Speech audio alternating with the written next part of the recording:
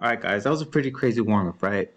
The Coco does a really good job of explaining what it was to live under apartheid and the whole oppressive nature, the segregation, the whole legality of it, and pretty the sadness that a lot of them went through on the daily life. But we're gonna have to move on. And today's activities are gonna be pretty reading intensive. And I know that can be pretty boring, but these readings are pretty important and they're pretty interesting. And they're gonna set you guys up for the latter half of the class where we're gonna be doing the philosophical chairs activity, where you guys are gonna be placed into groups. And I want you guys, and you guys are gonna be making a position, whether it was beneficial for the United States to support the government or whether it was not beneficial for the United States to support the government. Now, I want you guys to take either stances. And the most important thing to remember here is contextualization. It's really important to put the context into all of it. And so I want you guys to limit as much of your present day values, because I know it can be pretty difficult if we're trying to compare it to today's time.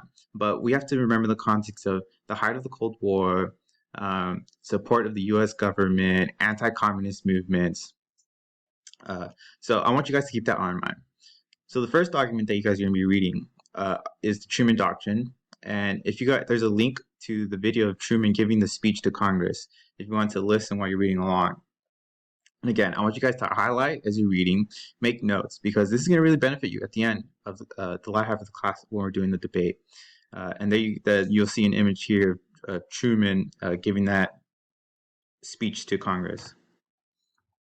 The next document you guys are going to be reading is by William Minter, and he talks about Cold War racism and uranium and the resourceful benefits that South Africa provided to the United States as an ally. And in the following documents, I provided a word bank because I know some of the words might be a little difficult, and I want you guys to go ahead and look over those words and definition.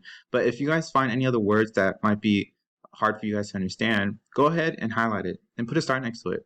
And we can talk about it at the end of class or another day. But I can provide further definitions for you guys, other word banks for you guys if those words are difficult for you.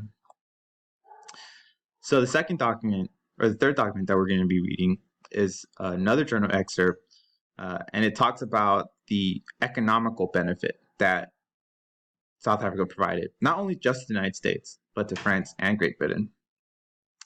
And again, there's the word banks. They're providing definitions of the words. The last document that we're going to be reading is an NPR article by Nelson Mandela. And this really gives some historical background on the importance of Nelson Mandela and really highlights how he wasn't always a fan in his country to the minority, but his impact that he had not only in his country, but in the world. And so you guys are going to be using this graphic organizer, and it should be posted to your Google Classroom. And I want you guys to go ahead and for each document, put your positions in your stance. Where do you think these documents highlight the benefits of South Africa? And use those evidence. And then go ahead when you're once you've read all three and you've come to your conclusion, go ahead and place yourself.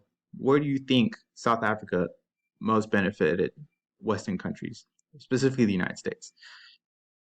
And then go ahead and explain yourself. 2 to 4 sentences, as best as you can. But before we start that, I want to read this article by Dumisani Kumalo, Relating with a Defiance. And he talks about the oppressive nature growing up through apartheid and how that impacted his education and how that impacted all South African Black kids' education, the barriers that were in place, the financial hardships that they had to go through, the bureaucratic loophole or the barriers set up by the government. And I want you guys, as we read it, I want you guys to highlight things that stand out to you, write down notes that stand out to you, because at the end of this reading, we're going to answer this question. If those were the conditions for Black South Africans, do you think the United States should support apartheid government? Why or why not?